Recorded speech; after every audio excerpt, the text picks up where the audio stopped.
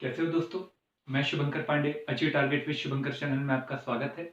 Polity का एक lecture लेते हैं और पॉलिटी में हम आर्टिकल 20 पढ़ चुके थे। अब आर्टिकल आया 21। आर्टिकल 21 जो है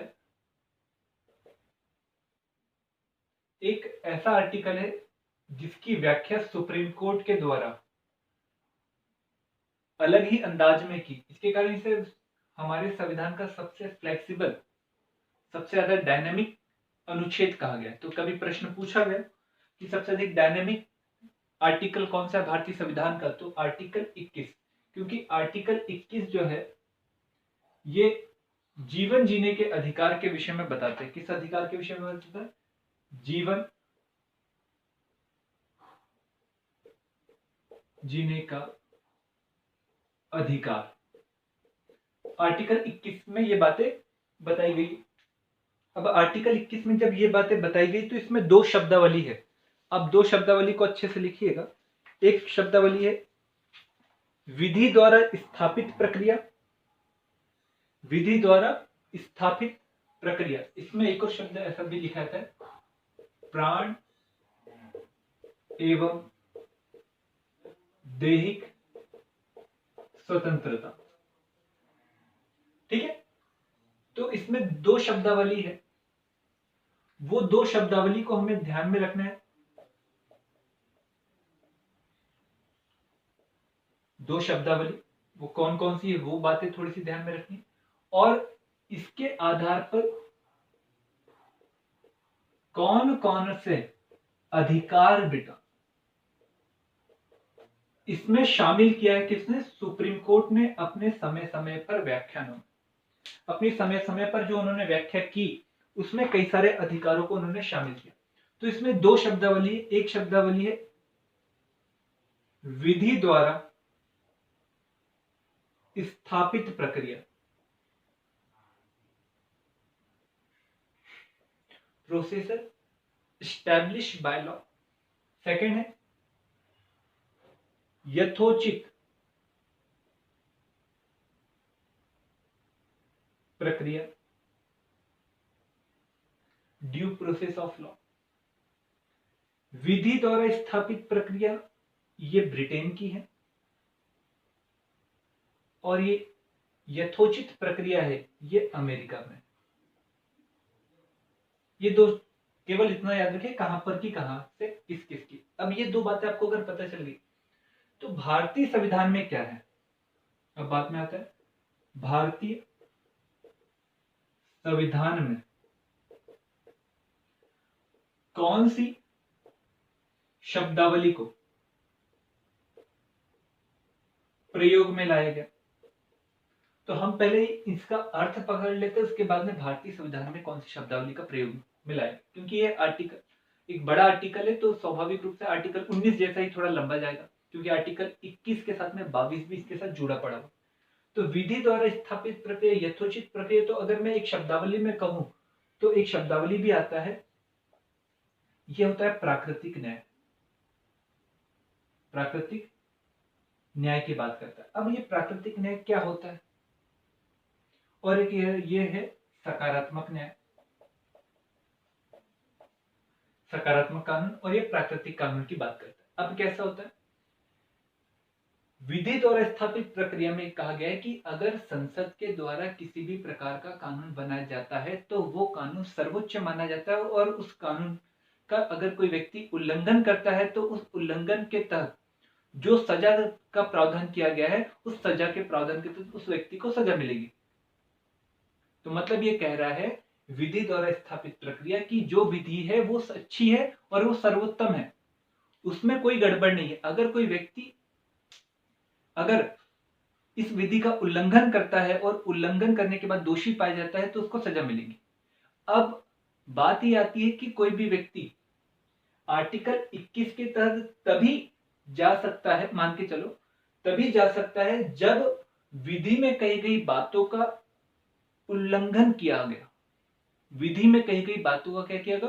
उल्लंघन किया गया। जैसे मतलब एक विधि में लिखा गया है, मान के चलो उदाहरण फॉर एग्जांपल, एक विधि में लिखा गया कि अगर किसी व्यक्ति के द्वारा किसी व्यक्ति को मारा जाता है, ए के द्वारा बी को मारा जाता है और उस मारने में किसी व्यक्ति का ब्लड निकलता है, तो ब्लड निकलने के बाद और उसकी मृत्यु होती है, तो मृत्यु हो जाने के बाद में उसे 7 साल की सजा है। उसे कितनी साल की सजा है? 7 साल की सजा है, ये माना आपने। पर क्या हुआ, जब इस बात को आगे लागू करने की बात आई तो 7 साल की जगह पर क्या किया, और जो प्रोसेस थी उस प्रोसेस को फॉलो नहीं किया गया, 7 साल की जगह 10 साल की सजा दी गई।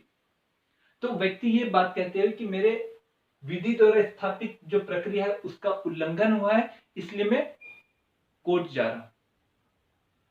यह है ब्रिटेन में, क्योंकि ब्रिटेन में जो सर्वोच्च है वो वहां का संविधान नहीं है बल्कि वहां की संसद है। क्योंकि संविधान कैसा अलिखित, क्योंकि संविधान कौन बनाते, समय समय पर कानूनों के माध्यम से संसद बनाती है, और संसद वहां की सर्वोच्च है। पर अमेरिका में ऐसा नहीं है। अमेरिका में आप सभी को पता है, मैंने कई बार लेक्चर में बताया कि अमेरिकी संविधान में संशोधन किया जाना बहुत कठिन है। क्यों कठिन है, मैं आपको कारणों में भी बता चुका हूं। तो यहाँ पर 5वें और 14वें संविधान संशोधन के माध्यम से वहां के संविधान में संशोधन किया गया, और संशोधन करके यथोचित प्रक्रिया को जोड़ा गया, ड्यू प्रोसेस ऑफ लॉ को जोड़ा गया, और कहा गया कि भैया संसद के द्वारा अगर कोई कानून बनाया जाता है, मतलब वहां की कांग्रेस के द्वारा अगर कोई कानून बनाया जाता है, तो कानून सर्वोच्च है ये निर्धारित करने की शक्ति वहां पर सुप्रीम कोर्ट को है। क्योंकि कानून अच्छा भी हो सकता है, बुरा भी हो सकता है, कभी कभार प्राकृतिक न्याय का उल्लंघन भी कर सकता है। तो मतलब प्राकृतिक न्याय की बात करता है कौन, वहां का संविधान। और वहां पर कौन सी प्रक्रिया को अपनाया जाता है, यथोचित विधि प्रक्रिया। प्राकृतिक न्याय की मतलब अगर आपको विधि बनाई गई है और विधि ही त्रुटिपूर्ण है, तो वहां का सुप्रीम कोर्ट केवल विधि की प्रोसेस को नहीं देखेगा, बल्कि वो विधि को भी क्या कर सकता है, असंवैधानिक घोषित कर सकता है। तो मतलब ये आपको दो बातें समझ में आ गई।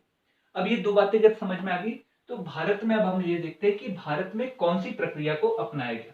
इसमें 2-3 केसेस है, 2-3 केसेस के माध्यम से आपको थोड़ी सी बातें समझ में आ जाएंगी कि भारत में कौन सी प्रक्रिया को अपनाया गया। तो मैं आपको बताता हूं। एक शब्द आपने सुना होगा मेरे मुंह से, भारतीय संविधान सभा, और दूसरा भारतीय संविधान सभा जब चल रही थी, अपना कार्य कर रही थी, तो प्रारूप समिति थी, और प्रारूप समिति के जो अध्यक्ष थे उनका नाम था B.R. आम्बेडकर, और उसके अलावा 6 अन्य सदस्य थे। इन लोगों के द्वारा एक प्रारूप तैयार किया गया, और उस प्रारूप में उनके द्वारा यथोचित प्रक्रिया शब्द को आर्टिकल 21 में जोड़ा गया। वो अमेरिका से कहीं ना कहीं प्रभावित थे, और उनका कहना था कि यथोचित प्रक्रिया को जोड़ते। पर जैसे ये प्रारूप को सभा के सामने रखा गया, तो सभा के सामने रखने के बाद में जब वार्तालाप हुई, तो वार्तालाप हो जाने के बाद में कुछ लोगों ने इस शब्द को कहा कि भैया ये शब्द बहुअर्थी है, और बहुअर्थी होने के कारण ये कहीं ना कहीं विधायिका और न्यायपालिका के बीच में कहीं ना कहीं मनमुटाव का कारण बनेगा। क्योंकि इस प्रक्रिया के माध्यम से जो सुप्रीम कोर्ट है केवल केवल प्रक्रिया का वो मूल्यांकन नहीं करेगा, रिव्यू नहीं करेगा, बल्कि कानून का भी रिव्यू करेगा कि कानून ठीक है कि नहीं। और इसके कारण कई बार इन दोनों के बीच में मनमुटाव हो सकता है, कहीं ना कहीं संवैधानिक झड़प शुरू हो सकती है। इस बात को ध्यान में रखकर जो मूल संविधान था, उस मूल संविधान में प्रारूप के संविधान की बातों को थोड़ा सा बदला गया, और वहां पर शब्द जोड़ा गया, जो मूल संविधान था उसमें जोड़ा गया विधि द्वारा स्थापित प्रक्रिया। अब विधि द्वारा स्थापित प्रक्रिया शब्द का जब अर्थ निकाला गया, तो ये शब्द के पीछे एक कारण बताया गया कि भैया, एक कारण तो उन्होंने ये बताया कि दोनों के बीच में वाद विवाद हो सकता है, यथोचित प्रक्रिया। दूसरा ये कारण बताया विधि द्वारा स्थापित प्रक्रिया शब्द जोड़ने का, कि भारत जो है वो एक बनता हुआ राष्ट्र है, और बनते हुए राष्ट्र में कई बार कई अड़चने आ सकती है, और कई अड़चने आने के कारण यदि किसी व्यक्ति को प्राण एवं दैहिक स्वतंत्र कहीं ना कहीं क्या दिया जाता है, कैपिटल पनिशमेंट दिया जाता है, तो वो आर्टिकल 21 के तहत वो व्यक्ति पहुंच सकता है सुप्रीम कोर्ट, और कह सकता है कि मेरे प्राकृतिक न्याय का कहीं ना कहीं उल्लंघन है, प्राण एवं दैहिक स्वतंत्रता का कहीं ना कहीं उल्लंघन है, क्योंकि यथोचित प्रक्रिया में ये कानून ही कैसा हो जाता है, बेकार हो जाता है। इसलिए वहां पर कौन सा शब्द जोड़ा गया, विधि द्वारा स्थापित प्रक्रिया, क्योंकि सुप्रीम कोर्ट क्या करेगा, आर्टिकल 13(3) के तहत रिव्यू क्या करेगा, वो केवल और केवल ये देखेगा कि भैया जो विधि में बातें कही गई है वो मानी गई है क्या नहीं। आया समझ में। अब जो मानी गई है तो मतलब उसको जो सजा मिली है वो सही है। अब बात कब आए, अब 26 जनवरी को 1950 को संविधान लागू हुआ, और पूरी तरह से जब संविधान लागू हुआ तो उसके बाद में कई सारे ऐसे लोग थे, उनको समय समय पर क्या किया गया, उन लोगों ने भारतीय एकता को कहीं ना कहीं विकसित करने की कोशिश की, और सरकार इस बात को समझ चुकी थी। और सरकार जब इस बात को समझ चुकी थी तो आर्टिकल 22 में दो बातें हैं, दो प्रकार की गिरफ्तारी के बारे में बताएगी, मैं आपको आगे बताऊंगा। एक रहता है किसी किसी प्रकार का गुनाह किया उसके बाद गिरफ्तारी, और एक ऐसा गिरफ्तारी जिसमें गुनाह करने की संभावना है, उसे कहा था निवारक निवरोध या प्रिवेंटिव डिटेंशन। तो यहाँ पर प्रिवेंटिव डिटेंशन एक्ट पारित किया, और उसके तहत कहा गया कि अगर कोई व्यक्ति गुनाह करने की संभावना उसमें लगती है या फिर उसका बैकग्राउंड ऐसा है कि वो शायद गुनाह करे, तो हम 1951 के निवारक निरोध अधिनियम के तहत उस व्यक्ति को गिरफ्तार करेंगे। और ऐसा ही कुछ किया गोपालन के। ये गोपालन केरल के एक प्रसिद्ध व्यक्ति थे जो सोशलिस्ट पार्टी से इनका रिलेशनशिप था, और ये जो लोकतंत्र है इसमें ज्यादा विचार विश्वास नहीं रखते थे, और इनको उस एक्ट के तहत गिरफ्तार कर लिया। और जब उनको उस एक्ट के तहत गिरफ्तार कर लिया जो आर्टिकल 22 के तहत बना था, वो व्यक्ति पहुंच गया आर्टिकल 21 के तहत कि भैया ये विधि द्वारा स्थापित प्रक्रिया का उल्लंघन है, मेरे जीवन में मरने के अधिकार का उल्लंघन है, मुझे बाहर निकलने नहीं दिया यार, मेरी स्वतंत्रता का उल्लंघन है। तो उस समय में सुप्रीम कोर्ट ने कहा कि हमारे यहाँ पर विधि द्वारा स्थापित प्रक्रिया का प्रयोग किया गया है, और उस विधि द्वारा स्थापित प्रक्रिया में जो विधि बनाई गई है उसका उपयोग, उसका प्रयोग कार्यपालिका के द्वारा शब्द दर शब्द किया गया, मतलब आपके प्राणदैहिक जो स्वतंत्रता है उसका कहीं ना कहीं उल्लंघन नहीं हुआ है।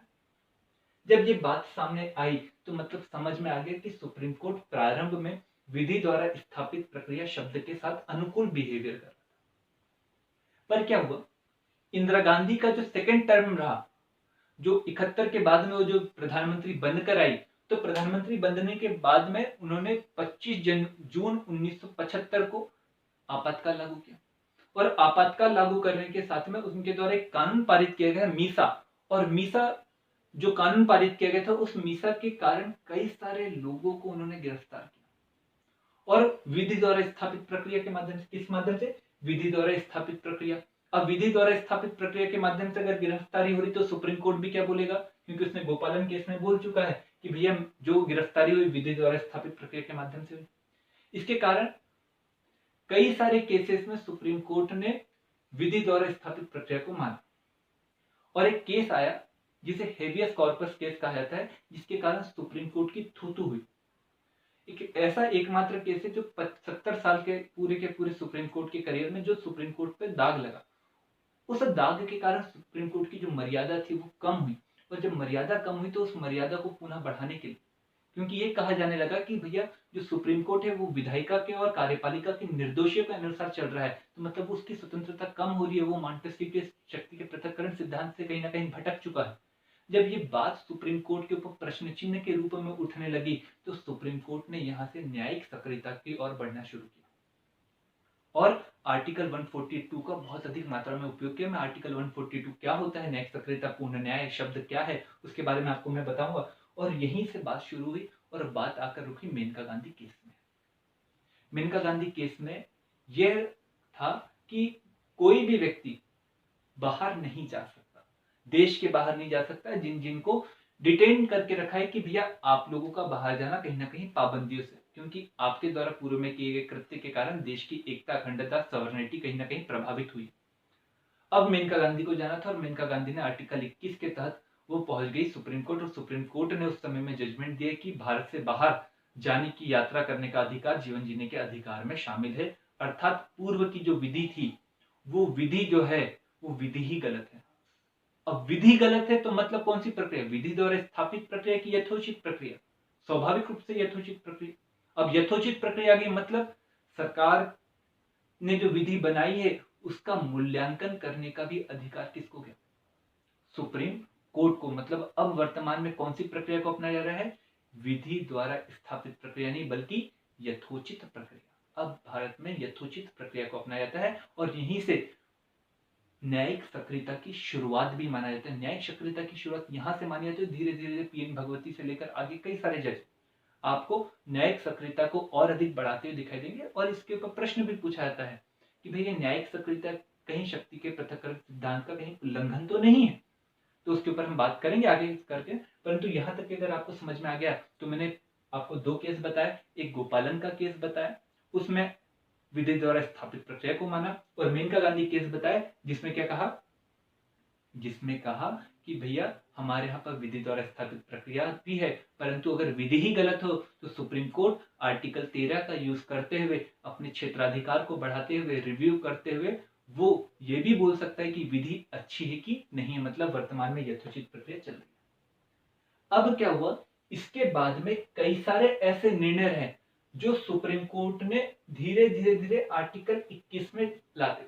अब जीवन जीने का अधिकार है तो कई सारे अधिकार को जब जोड़ा गया, तो मैं इसके ऊपर एक वीडियो ही बनाने की कोशिश कर रहा हूं कि हम उसके ऊपर पूरे एक वीडियो बनाकर कौन कौन से अधिकार है हम उसको पूरा जोड़ें। कि कला एवं संस्कृति के जो लेक्चर हम थोड़ा सा उसको ड्रॉप करेंगे और बहुत सारे पॉलिटी के लेक्चरों को एक साथ लाने की कोशिश करें, क्योंकि पॉलिटी के लेक्चर मुझे ऐसा लगता है कि 70 से 80 बनेंगे।